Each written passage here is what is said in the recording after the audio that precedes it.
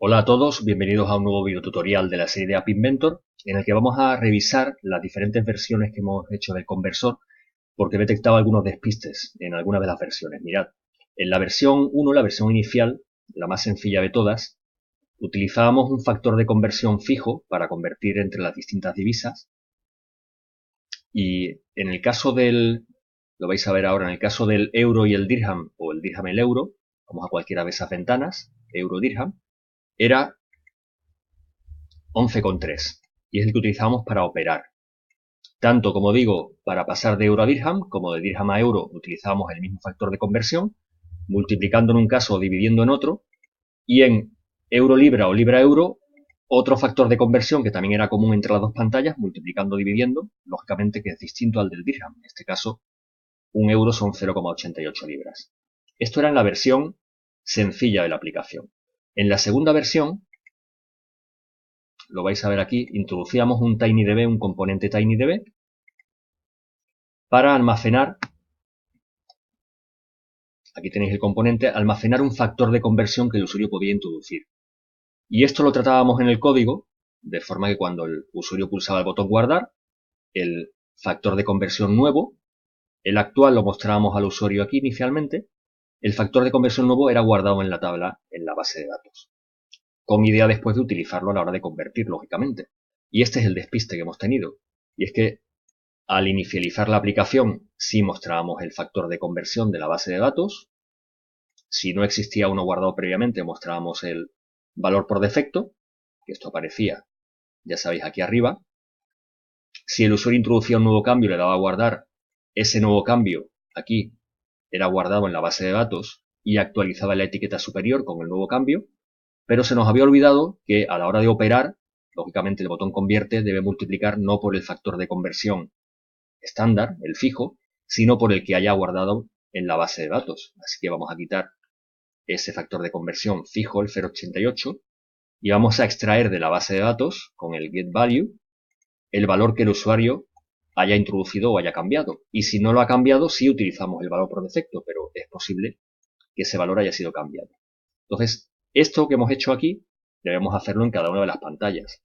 No solamente en la actual libra-euro, sino en la euro-libra. En vez de multiplicar por el factor, multiplicamos por el que tengamos en la base de datos guardado. Y como digo, en todas las pantallas igual. Euro-dirham también, en este caso es 11,3, pero no el fijo siempre 11,3, sino el que el usuario haya podido modificar en la base de datos, y si no está, pues sí el 11,3. Nos queda la pantalla de dirham euro.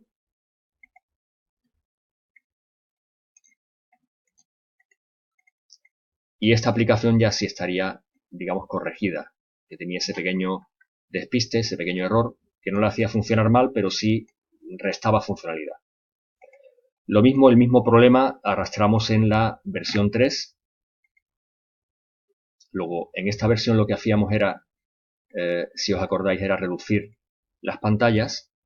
Teníamos solamente dos pantallas de conversión, pues en cada una de ellas, en euro-dirham, cuando hacemos la conversión, que es pulsando cada uno de los botones, veis aquí en el botón euro, el botón dirham, no tenemos que multiplicar por el factor fijo, sino por el que hemos guardado previamente en la base de datos, igual que hemos hecho en la versión 2. Y eso lo tenemos aquí. Así que modificamos así aquí. Y de la misma forma en la otra pantalla, euro-libra. Al pulsar el botón euro o el botón libra en este caso. Quitamos el factor fijo y lo sustituimos por el que ya guardado en la base de datos el usuario.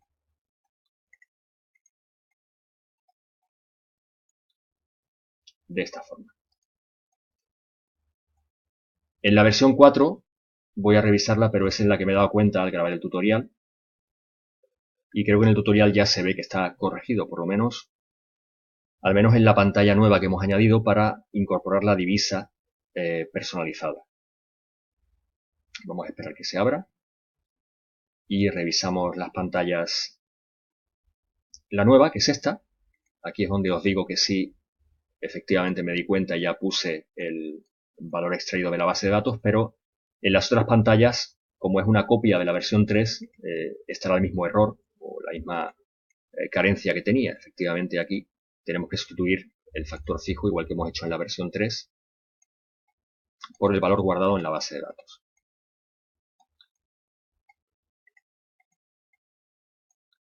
Y lo mismo, como hemos hecho, como digo, en la versión 3, en la otra ventana de Eurolibra.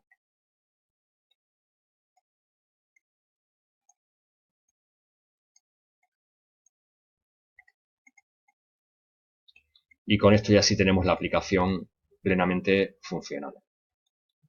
Bueno, pues después de estos arreglillos, esto es todo. Lo dejamos aquí. Hasta un próximo tutorial. Hasta luego.